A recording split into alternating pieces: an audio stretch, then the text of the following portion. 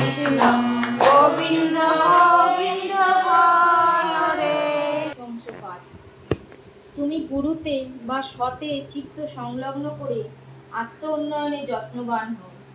অন্যে তোমার বিষয়ে কি বলছে দেখতে গিয়ে আকৃষ্ট হয়ে পড়ো না, তাহলে আসক্ত হয়ে পড়বে, আত্ম উন্নয়ন হবে না। স্বার্থ বুদ্ধি অনেক সময় আদর্শে দোষারোপ করে, সন্দেহ এনে দেয়, অবিশ্বাস এনে দেয়।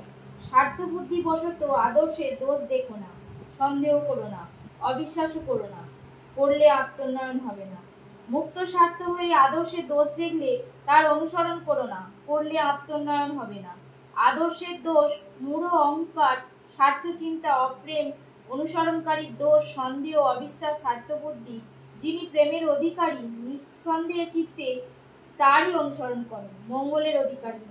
যিনি ছলে বলে কৌশলে যেমন করেই হোক না কেন সর্বভূতের মঙ্গল চেষ্টায় যত্নবান, তারই অনুসরণ করো, মঙ্গলের অধিকারী হবে। যিনি কোনো প্রকারে কাহাকে দুঃখ দেন না, অথচ অসতের প্রশ্রয় দেন না, তারই অনুসরণ করো, মঙ্গলের অধিকারী হবেই হবে। জয় গুরু। শ্রী শ্রী ঠাকুরের চলার সাথে